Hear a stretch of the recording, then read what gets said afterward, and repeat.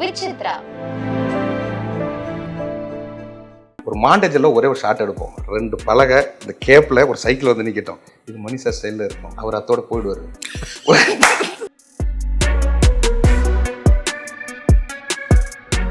ஒரு கட்டத்துக்கு மேலே என்ன சார், அந்த படம் பார்த்து பார்த்து சிரிப்பே வரல சார். ஏன்னா நம்ம எடிட் பண்ணிட்டு பார்த்துட்டு ஒரு கட்டத்தில் அசிஸ்டன்ட் டைரக்டர் அப்படி ஆயிட்டாங்க, டீமே அப்படி ஆயிட்டு. இப்போ ஒரு கட்டத்துக்கு மேலே போய் போட்டு பார்க்குறவங்களா எல்லாம் அங்கே ஸ்கீம் பஸ்ஸின் போது எவ்வளோ நாள் தான் தெரியும். செகண்ட் ஹாஃப் முடிச்சோடனே வெளில வந்தோடனே விமல் பஸ் ஸ்டாப்ல தோல் அப்படி தட்டினாப்புல என்னன்னா இதுதான் அதோட இப்படி சொன்னாலே அது ஒரு சூப்பர்னு அர்த்தங்கிறத புரிஞ்சுக்க வேண்டியது இவ்வளவு இருக்கு. அப்படின்னா என்ன, நான் செகண்ட் நினைக்கிறேன் டேரக்டர் பண்ணா கை கொடுத்தாரு, வேற லெவலில் இருக்குண்ணா அப்படின்னாரு. ஃபர்ஸ்டே பசங்க சொல்லிட்டாங்க அசிஸ்டன்ட்லாம், கதை விஜய்க்கு இருக்கிறது சொல்லிடு, உனக்கு எங்க சான்ஸ் கிடைக்குதோ சொல்லிடு. ஆனால் விஜய் சார் தான் பண்ணி வச்சிருந்தேன் ஐயனார்னு டைட்டில்.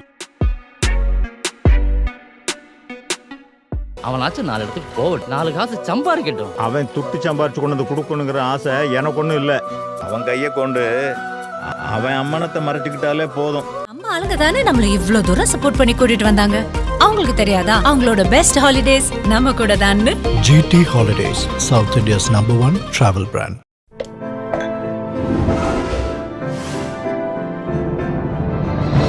சாய் விசித்ரா.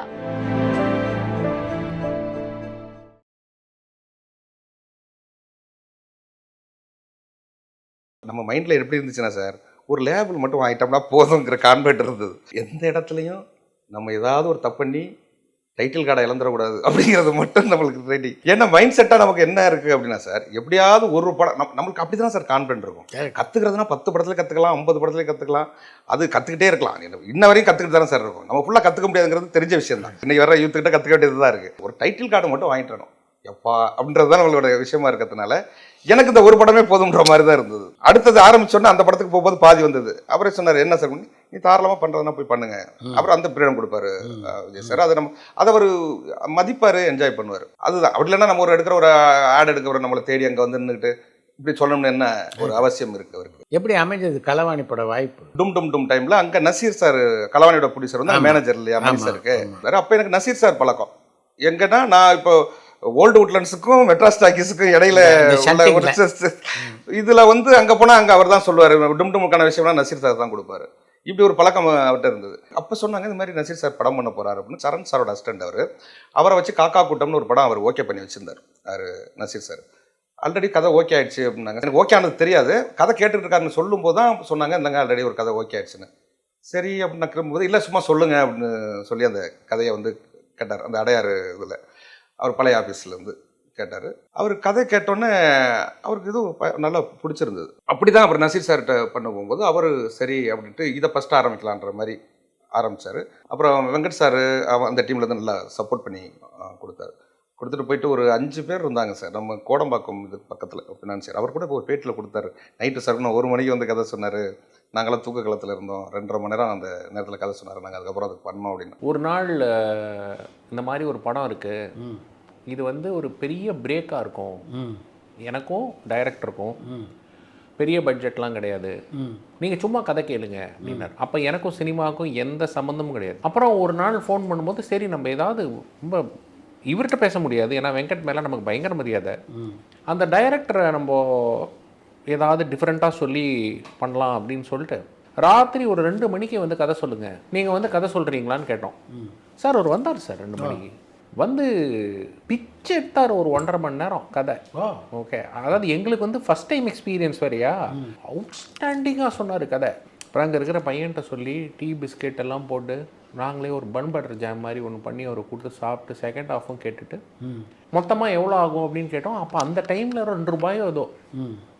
ஸோ ஒரு 15 மினிட்ஸ் எடுத்துக்கிட்டு பசங்க எல்லாரும் ஒன்றுக்குள்ள ஒன்று பேசி அப்பா நீ உழப்பா அப்படின்னு சொல்லி டிஸ்கஸ் பண்ணி அப்போ ஃபைனலைஸ் பண்ணி 1000 ரூபாய் கையில் கொடுத்துட்டோம்.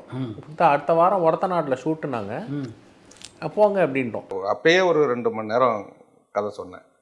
சொல்லிட்டு அப்புறம் வெங்கட் சார் அவர் காரில் அழைச்சிட்டு வந்தார். வந்து வடபழனிக்கு ஆப்போசிட்டில் நம்ம முருகன் கோயில் சிவன் கோயில் பக்கத்தில் மெயின் ரோட்டில் எங்கே இறங்கி நான் போகிறேன் சார். இல்லை நீ விடு, நான் உன்னை வீட்டில் விளாந்து இறக்குறேன்.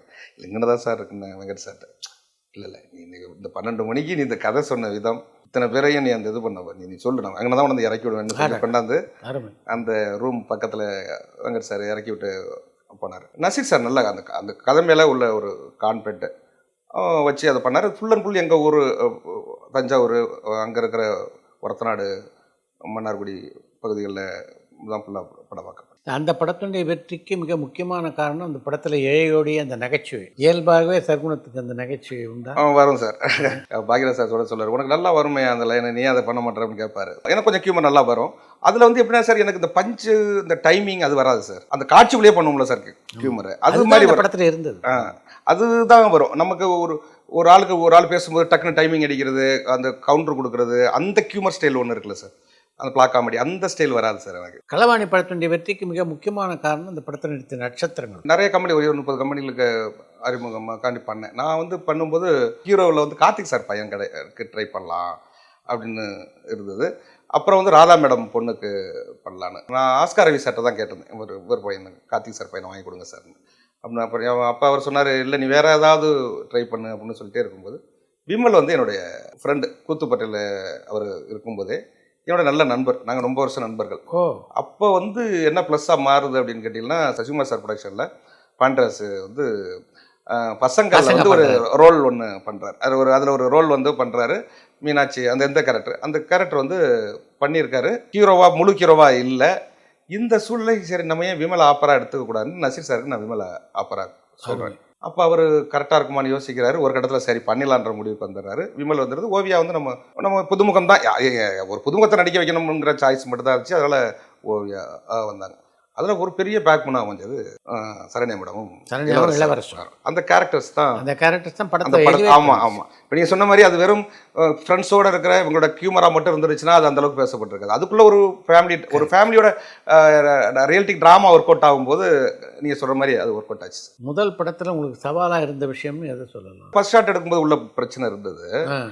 ஆனால் இப்போ புடிசரே பக்கத்தில் இருக்கும்போது ஒரு ஃபர்ஸ்ட் ஷாட் நல்ல ஷாட் எடுத்தணும் அப்படின்னு தோணும்ல, அது ஒரு மென்டாலிட்டி. அதுக்கப்புறம் போயிடுவாங்க இல்லையா. இது ஒரு பிரச்சனை எப்பயுமே, இந்த முதல் ஷாட் எடுக்கிறது அப்படின்ற போது எந்த சீன் எடுக்கும்போது ஒரு நல்ல ஷாட்டாக மட்டும் எடுத்துருவோம் ஃபர்ஸ்ட். வேறு மணி சார் டீம்லாம் வேறு இருந்திருக்காரு. மணி சார் பேக்கில் நம்பர் 1 கூடவே இருந்து. ஆமாம், டிசைன்லாம் இப்படி இருக்கணும் இப்படி இருக்கணும் பாரு. ஏன்னா மணி சாரோட டிசைன் வேறு மாதிரி இருக்கும். அங்கே மேனேஜராக இருந்து அவங்க பார்க்குற ஸ்டில்ல பூரா குப்பை மாதிரி பார்ப்பாங்க, மற்ற ஸ்டில்லாம் பாண்டெல்லாம் பார்ப்பாங்க. ஏன்னா அந்த டீமே அப்படித்தானே இருக்கும், அந்த நேச்சராக இருக்கும். அப்போ அவர் வந்து நின்றுட்டு பேண்ட் ஷர்ட்லாம் போட்டு ஷூ போட்டு பிடிச்சார் அப்படியே நின்றுட்டே இருந்தாக்க சொல்லிட்டு நான் கேமரா ஓம் சார்ட்ட சொன்னேன். ஓம் தான் எனக்கு ஆல்ரெடி பழக்கம். நான் இந்த சீன் தான் ஃபஸ்ட் சொல்லியிருந்தேன். அவர் நின்றுக்கிட்டே இருந்தார். நான் சொன்னேன், சார் இந்த சீன் அப்படியே இருக்கட்டும், ஒரு மாண்டேஜில் ஒரே ஒரு ஷாட் எடுப்போம், 2 பலகை இந்த கேப்பில் ஒரு சைக்கிள் வந்து நிற்கட்டும், இது மணி சார் ஸ்டைலில் இருக்கும், அவர் அத்தோடு போயிடுவார். அவர் புரிஞ்சிடும், ஏதோ ஒன்று எடுக்கிறாங்கன்னு தெரிஞ்சிடும், அதுக்கப்புறம் நம்ம எடுத்துக்கலாம் சார். சார் எதுக்கு ஃபஸ்ட்டு ஒரு சீனில் ஆரம்பிச்சிடலாம், முடிச்சிடலான்னாரு. இந்த ஷார்ட்டை எடுத்துகிட்டு சீன் போவோம், நீ பேசாமல் 2 பலகைக்கு ஒரு இடுக்கில் சும்மா கேமரா வச்சாலே நல்லா தான் இருக்கும். அதாவது சைக்கிள் வந்து நின்னாலே எப்படி வச்சாலும் அந்த ஷாட்டு வந்து இதுக்குள்ள ஃப்ரேம் வச்சா எப்படி இருந்தாலும் அந்த ஷாட் நல்லா தான் இருக்க போகுது, இதில் எந்த தப்பும் கண்டுபிடிச்சிட முடியாது அப்படின்ட்டு அவர். நான் இப்போ மானிட்டரில் உட்காந்து அவர் ஒரு சேர் கொடுத்து பக்கத்தில் வந்தார். ஃபஸ்ட்டு பார்த்தாரு, நல்லா தான் எடுக்கிறாங்கிற கான்ஃபிடன்ட் அவருக்கு வந்துருச்சு. அந்த மாண்டேஜ் எடுத்துகிட்டு அவர் எழுந்துச்சு போனதுக்கப்புறம் அவர் ரொம்ப சிரிச்சிட்டே போனார், இதுக்கே நல்லா தான் எடுக்கிறாங்கன்ற மாதிரி மைண்ட் செட் ஆச்சு. அதுக்கப்புறம் அதுக்காக சொதப்பலை, ஒரு கான்ஃபிடென்ட் லெவலுக்கான நம்மளுக்கு ஒரு கான்ஃபிடென்ட், ஓகே ப்ரொடியூசர் நம்ம மேலே ஒரு கான்ஃபிடென்ட், அவர் கான்ஃபிடென்ட் வைக்கும்போது நம்மளுக்கு ஈஸியாக இல்லையா. அதுக்கப்புறம் அப்படியே கண்டினியூவாக காட்சிகள் எடுக்க ஆரம்பிச்சு. படத்தை பார்த்த போது அந்த படம் இந்த அளவு வெற்றி பெறும் அப்படின்னு தோணிச்சா? டீமில் எல்லாருமே இருந்தது. எனக்கு வந்து என்ன டவுட் இருந்ததுன்னா, இப்போ அந்த ஊரடங்கு சாமத்தில் வரும்போதெல்லாம் ஏஞ்சி போயிடுவாங்களோ இப்படிலாம் தோணுது. அது நமக்கு என்ன ஜட்ஜ்மெண்ட் தெரிய மாட்டேது. ஒரு கட்டத்துக்கு மேலே என்ன சார், அந்த படம் பார்த்து சிரிப்பே வரல சார். ஏன்னா நம்ம எடிட் பண்ணிட்டு பார்த்துட்டு ஒரு கட்டத்தில் அசிஸ்டன்ட் டைரக்டரும் அப்படி ஆகிட்டாங்க, டீமே அப்படி ஆகிட்டு. இப்போ ஒரு கட்டத்துக்கு மேலே போய் போட்டு பார்க்குறவங்களா எல்லாம் அங்கே ஸ்கீம்பர்ஸின் போது எவ்வளோ நாள் தான் தெரியும் அப்படியே எல்லாம் பார்த்து அப்படியே இந்த படத்தை இவ்வளோ சுகமாக காலையிலே பார்த்தா எப்படி இருக்கும், அப்படி எல்லாம் நானும் இப்படி பார்க்க ஆரம்பிச்சேன். இப்படி தான் படமே பார்க்குறோம், எந்த இடத்துலையும் எதுவுமே வரல என்ன இல்லை. அப்புறம் தான் நான் ராஜமௌலி சார் சொன்னேன், சார் இந்த சோகப்பட்டெல்லாம் ஏஞ்சி போயிடுவாங்கன்னு சொல்கிறாங்களே சார், இந்த நம்ம வேறு இந்த ஒரு இடத்துல இந்த ஊரடங்கும் சாமத்தெல்லாம் போட்டிருக்கோம், ஏஞ்சி போயிட்டாங்கன்னா குறைச்சிடலாம் சார். நல்லா தான் நாங்கள் இருக்குனாரு. இல்லை சார் நீங்கள் ஒரு பாதியாக குறைச்சி கொடுத்துருங்க அப்படின்னாரு. ஏன் இப்படிலாம் இல்லை சார், அது எனக்கு என்னமோ டக்குன்னு ஏஞ்சிச்செல்லாம் போனால் எல்லாரும் போவான்னு வர சொல்கிறாங்களே சார், இப்படிலாம் தோணுது. போட்டு அது அந்த மாதிரியான இடங்கள்லாம் குறைச்சோம். அடுத்து வந்து அவங்க டீம் வந்து அதில் என்னென்ன பிரச்சனை சார், எப்பயுமே இது ஒரு தொல்லை இருக்குது. எங்கன்னா நம்ம ஒரு குறிப்பிட்ட ஒரு செட்டில் போய் ஏதாவது ஒன்று வந்து எடுத்துகிட்டு வந்துடுவோம், அதை பிடிச்சர் பார்க்கணும்னு சொல்லும்போது இருக்கிற பயம் தான் உலகத்திலே பெரிய பயம். ஏன்னா நம்ம சொல்லுவோம், இல்லை நான் அதெல்லாம் சேர்த்து காட்டினா தான் நல்லாயிருக்கும், அங்கே தான் நான் மெயின் மேட்டரை வச்சுருக்கேன், இங்கே தான் லிங்கை வச்சுருக்கேன் அதெல்லாம் சொல்லுவோம். ஆனால் இங்கே ஒரு 15 நாள் எடுத்துகிட்டு வந்ததை மட்டும் போட்டு காட்டு அப்படின்னு சொன்னாங்கன்னா அதுதான் உண்மையிலேயே ஒரு மாதிரியான ஒரு பயத்தை உண்டாக்குற இடம். டெஸ்ட் தான். ஆமாம், அந்த இடத்த இல்லைங்க, அது ஒன்றும் பிரச்சனை இல்லைங்க. இல்லை சார் சம்மந்தம் இருக்கும், அது ஒன்றும் ப்ராப்ளம் கிடையாது, என்ன இருக்கோ போட்டு காட்டுங்க அப்படின்னு அவங்க சொல்லுவாங்க. என்ன இருக்கோ போட்டு காட்டுங்களா, அதான பிரச்சனையே அப்படின்ட்டு அதை நம்ம தொகுப்பாக வச்சு போடும்போது வெங்கட் சார் அந்த டீம் எல்லாம் வந்து பார்த்தாங்க. அது அவங்களுக்கு பிடிச்சது, அந்த கான்ஃபிடென்ட்டாக அடுத்த செட்டிலுக்கு ரொம்ப ப்ளஸ்ஸாக இருந்தது. ஒருவேளை நமக்கான பயம் இருந்தது, என்ன நான் சொல்கிறேன் கொஞ்சம் டைம் கொடுங்க, இப்போ இந்த ஒரு செட்டில் பார்க்காதீங்க அப்படிலாம் சொல்லி பார்த்தா அது முதல் டைரக்டருக்கு எப்படி ஒத்துப்பாங்க? எந்த தயாரிப்பாளருமே நீ என்ன எடுத்துறியோ முதல்ல போட்டு காட்டுன்னு சொல்லுவாங்க. அந்த பயம் இருந்தது சார். எட்டில் பார்க்கும்போது இது கண்டிப்பாக நல்லா வந்திருக்கு அப்படின்ற கான்ஃபிடென்ட் இருந்தது. எனக்கு இருந்த கான்ஃபிடென்ட் எல்லாருக்கும் இருந்ததுனால எனக்கு ஒரு பெரிய டவுட் வரல. கூட இருந்த அசோசியேட் டைரக்டர் நண்பர்கள் எல்லாருக்கும் அதில் என்ன ஆயிடுச்சுன்னா சார், ஒரு தப்பு என்ன ஆயிடுச்சுன்னா, இவங்களுக்கு இங்கே இருக்கிற தேட்டர் கொஞ்சம் அப்புறம் தான் இன்க்ரீஸ் ஆகிட்டு இருந்தது. கூட இருக்கிறவங்க பூரா ஒரு தேட்டருக்கு போட்டு கொடுத்தாச்சு ஃப்ரெண்ட்ஸ் எல்லாம். இவங்க யாருமே கைத்தட்டில் போட்டுருக்கு எங்கன்னா எந்த தேட்டரும் ஒன்று பெருசாக ஒரு முதல் ஷோ வந்து ஒர்க் அவுட் ஆகல. இருக்கவங்க பூரா நம்மளுக்கு தெரிஞ்ச ஆட்கள் எல்லாம் அப்படியே பார்த்துருப்பாங்கன்னு நினைக்கிறேன். ஏற்கனவே படம் பார்த்தவங்க எல்லாம் டிக்கெட்டாக ஒன்று வச்சுட்டு அவங்க ஃப்ரெண்ட்ஸ் அழைச்சிட்டு வந்து ஒரு முதல் ஷோவில் வந்து இங்கே ஒரு பெருசாக கலகலப்பு இல்லைன்றாங்க. ஆனால் ஃபோன் வருது உதயம் தேட்டரே சிரிக்குதுன்னு. என்ன டிஃப்ரெண்ட், எப்படி உதயம் தேட்டரில் மட்டும் சிரிக்கிறான் இங்கே சிரிப்பு இல்லைன்னா? அப்புறம் தான் சொல்கிறாங்க, அப்புறம் இல்லை நடந்தது இதுதான், இவன் பூரா அப்படி ஆயிட்டான். இங்கே இருக்கிறவன் வந்து எதுவுமே எந்த எதிர்பார்ப்பும் இல்லாமல் எதுவும் இல்லாதமாக வந்திருக்கிற ஆடியன்ஸு, அதனால அந்த என்ஜாய்மெண்ட்டோட படம் பார்க்குறாங்கன்றது. அந்த படத்தை பொறுத்த வரைக்கும் முதல் பாராட்டு அப்படின்னா உங்களுக்கு யார்கிட்ட வந்தது? கூட இருக்கிறவங்களுக்கு பிரச்சனை எந்த தேட்டரு எத்தனை டிக்கெட்டுங்கிறது தான். ஆனால் டைரக்டருக்கான பிரச்சனை அது இல்லை. காலைல போய் நான் வடவள்ளி முருகன் கோயில் கும்பிட்டு நான் வந்துட்டேன், நான் தேட்டருக்கெல்லாம் போகல. இப்போ என்னன்னா, என்ன ப்ராப்ளம் நடந்துட்டு இருக்கு, யார் எந்த தேட்டருக்கு போகிறது, எந்த டிக்கெட்டை யாருக்கு கொடுக்குறது, யாரெல்லாம் பிரிச்சுக்க போகிறோம், இந்த மென்டாலிட்டி தான் கூட இருக்கவங்களுக்கு இருக்கும். நம்ம அப்படியே இவங்கெல்லாம் பார்க்கும்போது எங்கேயாவது போங்க ஏன் இப்படி அப்படின்ற மென்டாலிட்டியில் தான் இருக்கும். எல்லாருமே கிளம்பிட்டு இருக்கும்போது இப்போ நாங்கள் கடைசியாக ஆஃபீஸில் நான் தான் இருக்க வேண்டிய மாதிரியான சூழல். அப்போது மணிமாறன் ஒரு அசோசியேட் டைரக்டர், அவரும் போகிறதுக்கு தான் இருந்தார். என்னங்க நீ மட்டும் கடைசியாக பார்த்தாக்க இப்போ நீ மட்டும் தான் இருப்பீங்க உங்களுக்கு அப்படின்ட்டு, சரி நான் போகல நான் கூட இருக்கேன்ட்டு அவர் மட்டும் தான் இருந்தார். 2 பேர் இருந்தோம். என்ன கணக்கு போட்டு பார்த்துக்கிட்டோம்னா, எந்தெந்த தேட்டரில் எத்தனை மணிக்கு படம் போடுறான்னு பாருங்கள். இன்டர்வலுக்கு நமக்கு டைம் தெரியும், அப்போ இன்டர்வல் வந்துடும், எவெல்லாம் ஃபோன் அடிக்கிறான்னு பாருங்கள். தஞ்சாவூரில் எத்தனை மணிக்கு ஷோ போட்டாங்க, மதுரை எத்தனை மணி ஷோ, இப்படி கணக்கு பண்ணி பார்த்தா அந்த இன்டர்வல் டைம் வந்து பெருசாக ஒன்றும் ஃபோன் வரலங்க போது டிக் ஆரம்பிச்சு இந்த மாதிரி இன்டர்வல். அப்போ நான் சொல்கிறேன், ஃபர்ஸ்ட் ஹாஃப் பரவாயில்லன்ட்டாயினா போதும், செகண்ட் ஹாஃப் எஸ்கேப் ஆகிடலாம். இப்படி மென்டாலிட்டி இப்படி ஃபோன் வரலன்னு ஒன்று புரியுது. முதல்ல நல்லா இருக்கணும்னு நினச்சது போய் பரவாயில்ல லெவலுக்கு வந்து ஃபர்ஸ்ட் ஹாஃப் பரவாயில்லன்னு சொல்லிட்டாலே நம்ம செகண்ட் ஹாஃப் வந்து சூப்பராக இருக்கும், அதனால அது மேட்ச் ஆயிரும் அப்படிங்கிற மென்டாலிட்டியில் சொல்கிறேன். ஆனால் அது உண்மையான இது இல்லை அது அப்படின்ற அளவுக்கு. ஏன்னா அந்த டைம் ஆகியும் வரலையே அப்படி இப்படி பேசிகிட்டு இருக்கும்போது ஒரு ஃபோன் சூரி பங்காளி அடிச்சாப்புல. சூரி வந்து அவர் பார்க்கல, அவரோட தம்பி எல்லாம் மதுரையில் படம் பார்க்குறாரு, பங்காளி அப்படியே போய் கூடுவார் அடிக்கிறாரு. என்னென்ன தம்பி எல்லாம் மதுரையில் படம் பார்த்துருக்காங்க, இன்டர்வல் நினைக்கிறாங்க, படம் சூப்பராக இருக்கிறாங்க, இதே மாதிரி செகண்ட் ஹாஃப் இருக்குமான்னு கேட்குறாங்கன்னாரு. அவருக்கு ஒரு டவுட்டாக இருக்குல்ல, பங்காளி ஃபர்ஸ்ட் ஹாஃப் நல்லா இருக்குன்னு சொல்லிட்டேன்னா கண்டிப்பாக இதுக்கு குறைவே இருக்காது பங்காளி. அப்போனா விடுங்க பங்காளி அப்படின்ட்டு அவர் ஃபோனை வைக்கிறார். ஏன்னா தம்பி ஃபோன் அடிச்சு சொன்னது இதுதான் முதல் முறையாக வந்த ஃபோன் வந்து, அதுவும் அவர் பிரதர் பார்த்தாரு, அவங்க தம்பி எல்லாம் பார்க்குறாங்கன்னு சூரிய பங்காளி ஃபோன் பண்ணி சொன்னது. இதுதான் வந்த தகவல். அதுக்கு முன்னாடி ஒரு ஃபோன் எங்கள் அப்பா இருந்து லண்டன்லேருந்து வந்தது. நம்மளே என்னன்னே தெரியாமல் இருக்கும்போது புரிஞ்சு அப்புறம் கூப்பிட்றேன் வாங்க பார்க்கணுன்னு, ஏதோ ஒரு சரியில்லை போருக்குன்ட்டு அவர் கடைசி வரைக்கும் ஃபோனே அடிக்கல அன்னைக்கு ஃபுல்லாகவே. ஏன்னா அப்புறம் கூப்பிட்றேன் வாங்க அப்படின்னால இதில் என்ன அர்த்தம் இருக்குது, ஏதோ பிரச்சனை ஏதாவது மாட்டிட்டாங்க பொருக்கு அப்படின்ற மாதிரி அவர் விட்டார். இது அந்த அனுபவம் தான் சார். அதில் இயல்பாக முதல் படம் ஹிட்டுன்னா அந்த ப்ரொடியூசர் தான் அடுத்த படத்துக்கு பண்ண சொல்லி கேட்பாரு. ஆனால் நீங்கள் அவருக்கு பண்ணாமல் முருகானந்தத்துக்கு அடுத்த படம் பண்ணீங்க. ஆக்சுவலாக விஜய் சாருக்கு தானே சார் 2வது படம் நான் ஓகே ஆகிருந்தது. அப்போ வந்து என்ன களவாணி முடிஞ்சோடனே ஷோ போட்டு காட்டினத்தில் வந்து நான் யாருனாக்கா நம்ம பிடிச்ச இயக்குநர்களுக்கெல்லாம் பாரராஜா சாரும் பாக்கியராஜ் சாரும் ஒன்றா பார்த்தாங்க. அப்போ அகத்தியன் சார் கூட வந்தார், கலைஞான சார் கூட வந்தார். இந்த டீம் மட்டும் ஒரு ஷோ போட்டேன். அப்புறம் வந்து பாலா சாருக்கு ஒரு ஷோ போட்டோம். அதுக்கப்புறம் பார்த்தீங்கன்னாக்கா நம்ம ப்ரொடியூசர் டைரக்டர் சங்கத்தோட ஆர்கே சுலமி சார் உட்பட அந்த டீமுக்கு ஃபுல்லாக போட்டோம். அப்புறம் நான் தனியாக போட்டதுன்னு பார்த்தேன்னாக்கா விஜய் சாருக்கு போட்டோம். அந்த நேரத்தில் விஜய் சாருக்கு தான் அந்த படம் பண்ணுறதா இருந்தது. இருந்து ஓகே ஆகி எங்கள் நியூஸ் எல்லாம் வந்து ஆஃபீஸ் எல்லாம் போய் கதெல்லாம் சொல்லி ஓகே ஆகி, என்னன்னா அவர் எனக்கு பழக்கம் கிடையாது விஜய் சார். அப்போ விமல் வந்து அவருடைய படங்கள்ல ஒரு காட்சி 2 காட்சி நடிச்சிருந்தார். குருவி, கில்லி, இதெல்லாம் பார்த்தீங்கன்னா நான் கிரீடத்தில் கூட நான் விமல் அழைச்சி போயிருப்பேன். அஜித் சார் கூட வருவாப்புல 2 சீனு. அது மாதிரி விஜய் சார் கூட 2-3 படங்கள் நினைக்கிறேன் விமல் நடிச்சது. அப்போ நான் தான் சொன்னேன், ஏங்க விஜய் சார் கூட நீங்கள் 2-3 சீன் நடிச்சிருக்கீங்க, அவர் நல்லா பேசுவார்னு சொல்கிறீங்க, அவர் படம் பார்க்க வைங்க அப்படின்னு நான் தான் சொன்னேன். என்ன சொல்லுவாருன்னு தெரியலங்க அப்படின்னாரு. ஏங்க நீ கேளுங்க, படம் நல்லா வந்திருக்கிறது 2 டாக் இருக்குது, அப்போ கண்டிப்பாக ஒத்துக்காரணும். இப்போ இவர் அப்ரோச் பண்ணோன்னா ஆமாங்க நல்லா இருக்காங்க, என்னன்னா நல்லா இருக்காம பார்த்துடலான்னான்ட்டாரு. சொல்லிவிட்டு வந்து படம் பார்த்தும்போது இன்டர்வலுக்கு நாங்களாம் வெளில வெயிட்டிங், நான் நசீர் சார் விமல் சார் வரல. அவரோட கேரக்டர் அவ்வளோதானே எனக்கு தெரியாது. நமக்கு எப்படி தெரியும் அவர் வந்து அந்த ஸ்நாக்ஸ் ரூம் வந்துட்டு ஒரு நிமிஷத்தில் மீண்டும் போய் உள்ளே உட்காந்துட்டார். ஃபர்ஸ்ட் ஸ்டாப்பில் பற்றி எதுவுமே சொல்லலை, எதுவுமே சொல்லலை.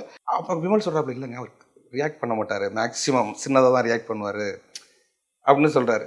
அதுக்கு இன்டர்வியூவில் ஓரளவுக்காவது ஒன்றும் எதுவுமே சொல்லவே இல்லைன்ற மாதிரி இருந்தது. செகண்ட் ஹாப் முடித்தோடனே வெளில வந்தார். வந்தோடனே விமல் ஃபஸ்ட் ஹாப்பில் தோல் அப்படி தட்டினாப்புல என்னன்னா இதுதான் அதோட அப்ரிஷியேட். இப்படி சொன்னாலே அது ஒரு சூப்பர்னு அர்த்தங்கிறத புரிஞ்சிக்க வேண்டியது இவ்வளோ இருக்குது. அப்படின்னா என்ன நான் செகண்ட் நான் நிற்கிறேன் டேரக்டர் அப்படின்னா கை கொடுத்தாரு. வேறு லெவலில் இருக்குங்கண்ணா அப்படின்னாரு. அவ்வளோதான், வேறு லெவலில் இருக்குங்கண்ணா அப்படின்னு. இவ்வளோ தான் அவருடைய பாராட்டு. அடுத்து பிடிச்சர் கை கொடுக்குறாரு. நீங்கள் அப்படி பண்ணிட்டீங்க இப்படி பண்ணிட்டீங்க நான் ரசித்தேங்க, எது இல்லை வேறு லெவலில் இருக்குங்கண்ணாங்கிறது அதுவே காதில் பாய் தான் விழுது சவுண்டு. என்ன அவருடைய ரியாக்ட் பண்ணுறதே அவ்வளோதான் மெத்தடாகவே இருக்குது, அவருடைய இதேவே இருக்குது, அவர் நேச்சர். ஆமாம். அப்படின்னு இருக்கும்போது ஃபோட்டோ எடுத்துக்கலான்றாங்க, எல்லாம் ஃபோட்டோ எடுக்கிறோம். அப்போ வந்து அவர் சொல்கிறாரு, ஃபஸ்ட்டே பசங்க சொல்லிட்டாங்க அசிஸ்டன்ட்லாம், கதை விஜய்க்கு இருக்கிறது சொல்லிடு, உனக்கு எங்கே சான்ஸ் கிடைக்குதோ சொல்லிவிடு. ஆனால் விஜய் சாருக்கு தான் பண்ணி வச்சிருந்தோம், ஐயனார்னு டைட்டில். அவர் ஏழப்பன் சார் கம்பெனியில் தான் அது இருந்தது. அதுக்கப்புறம் தான் வெளியாளுக்கு அது கொடுத்தோம். சார் உங்களுக்குன்னு ஒரு அப்படின்னு பார்த்தாரு. பட்டு நமக்கு செட் ஆகலான்னா அப்படின்னாரு.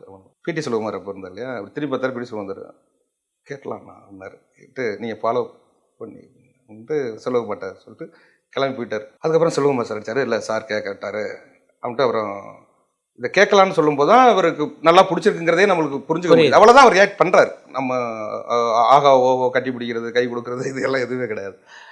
அப்புறம் நீலங்கரில் பாரஜா சார் வீட்டு பக்கத்தில் அந்த ஆஃபீஸு அந்த வீட்டுக்கு தான் கதை சொல்கிறதுக்காண்டி பிடி செல்வகுமார் தான் அழைச்சி போவார். நான் போகும்போதே உள்ள உட்காந்தார். அந்த கதை கேட்குற அந்த மைண்டில் அந்த டைமுக்கு முன்னாடி உட்காந்துட்டாருன்னு பார்த்தாக்கா உட்காருங்க. இன்ட்ரோல் வரையும் கதை சொன்னேன். அப்புறம் எப்படியாவது இது பண்ணி அவனு பாட்டெல்லாம் பாடி வெள்ள குதிரை இல்லை வீச்சருவா கையில் இல்லை கருப்பு குதிரையில் காக்க வரையன்னாரே எவ்வளோ அடிச்சு நான் பாட்டெல்லாம் பாடி கதை சொல்லுவேன். அப்படிலாம் சொல்லி அவர் ஒரு ஹீரோவை நம்ம அட்ராக்ட் பண்ணுறதுக்கான வேலையாக இருக்குது. நம்மகிட்ட என்ன வச்சுருக்கோங்கிறத தாண்டி அவரை திருப்திப்படுத்துறதுன்னு ஒன்று இருக்குல்ல சார். சொன்னால் அவர் அப்படியே ஆனால் அவர் சைடு திரும்ப மாட்டுறாரு. ஆனால் நம்மளை தான் பார்க்குறாரு. ஆனால் வடிவேல் சாரை வச்சு தான் காமெடி. பெருசாக கியூமருக்கு சிரிக்க மாட்டுறாரு. ஆனால் வாட்ச் பண்ணுறாரு. ஐயோண்டு விழுந்து சிரிக்கிறதோ ரொம்ப ஒரு பஞ்சு டைலாக்லாம் இப்போ அது சீன்லாம் நல்லா இருக்கும். அந்த காட்சிகள்லாம் 1-to-1 நிறையா இருக்கும். நானே படையர் சாரை இல்லைனா வச்சு சொன்னேன். இன்டர்வல் வரையும் கேட்டு ஓகேங்கண்ணா நல்லா இருக்குங்கண்ணாங்கிறது அவ்வளோதான் சொன்னார். நல்லா இருக்கும். என்ன சாப்பிட்றீங்கன்றார். அடுத்து இவ்வளோதான், நான் கதையை பற்றி வேறு எதுவுமே இல்லையா? அப்போது என்ன சாப்பிட்றீங்கன்னா நமக்கு சாப்பிட தோணாதில்ல சார். இப்போ இந்த இன்டர்வலில் அவர் வேறு ஏதாவது சொல்லுவாரா, கரெக்ஷன் சொல்ல போகிறாரா, இல்லை ஏங்க இது நல்லா பண்ணிட்டீங்கன்னு சொல்ல போகிறாராங்கிறது மென்டல் இருக்கு. ஆனால் அவருக்கு பிடிச்சிருக்குங்கிறது இல்லை ஏதாவது சாப்பிடுங்கன்னொன்னே சரி ஏதாவது ஒன்று கொடுங்கிற மாதிரியா டீ காஃபி அப்போ சொன்ன வந்தார். நான் காஃபி எங்கே குடிக்கிறோம் சும்மா கடை குடிச்சிட்டு அவர் ஒரு நிமிஷம் பேசிட்டு மீண்டும் வந்து உட்காந்துட்டு கதை கேட்க ஆரம்பிச்சிட்டார். மீண்டும் கதை சொல்கிறேன். செகண்ட் ஆஃப் ஃபுல்லாக கதை கேட்டு அந்த கியூமருக்கெல்லாம் சிரிக்கல. ஆனால் சொல்லி முடிச்சோன்னே சொன்னார், கட்டிங்லாம் ப்ராப்பராக இருக்கணுங்கம்மாண்ணா அப்படின்னாரு. அப்போ அவர் கதை பிடிச்சிருக்குண்ணா ஆறுமே தயாராகிட்டார் நடிக்க. அப்போ தான் இப்போ நல்லா இருக்குங்கண்ணான்னு கை கொடுக்கல ஒன்றும் பண்ணல. இந்த கட்டிங்லாம் ப்ராப்பராக இருக்குங்களாண்ணா அவங்க இருந்தால் தான் சார் நல்லா இருக்குண்ணா பண்ணிக்கலாம்ண்ணா அப்படின்னாரு. அதுக்கப்புறம் ஆர்டையும் அட்வான்ஸ் வாங்கிக்கலாம்ண்ணா கேட்டார். வாங்கலை சார். கம்பெனி நான் சொல்லி விடலாமாண்ணா இவ்வளோ கேட்குறேன் சார். ஆச்சரியமாக இருக்குது. அதாவது நான் கம்பெனி இருக்கேன் இங்கே போன்லாம் சொல்ல நீங்கள் யாருக்கும் அட்வான்ஸ் வாங்கிட்டீங்களா, நான் கம்பெனி சொல்லி விடலாம் கமிட்மெண்ட் இருக்கா நான் உங்களுக்கு கம்பெனி சொல்கிறதுனால உங்களுக்கு எதுவும் ப்ராப்ளம் இல்லையா அந்த மாதிரிலாம் கம்பெனி சொல்லலாமாண்ணா எனக்கு எந்த ப்ராப்ளம் சார் நான் சொல்லுவேன். அப்போ அவர் ஒரு தயாரிப்பாளர் பேர் சொன்னார். அது சில காரணங்களால் ட்ராப் ஆச்சு சார்.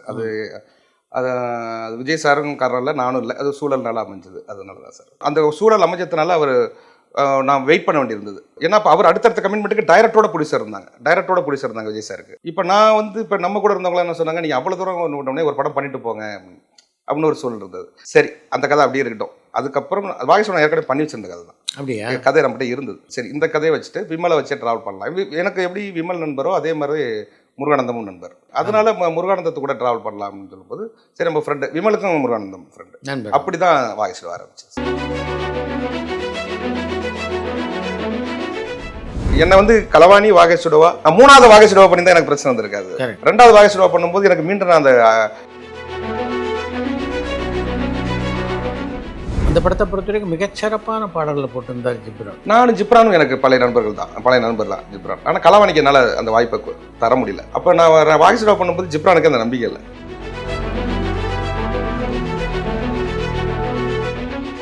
அந்த படத்தை பொறுத்த வரைக்கும் ஒரு பக்கம் விமல், இன்னொரு பக்கம் நீங்கள் 2 பேருக்குமே ஒரு மிகச்சிறந்த அடையாளத்தை கொடுத்த படம். ஆனால் உங்கள் பாதையே நீங்கள் 2 பேரும் அதுக்கப்புறம் மாற்றிக்கிட்டீங்க. அது என்ன ஆயிடுது அதை நான் உங்களுக்கு ஏற்கனவே சொன்னல சார்.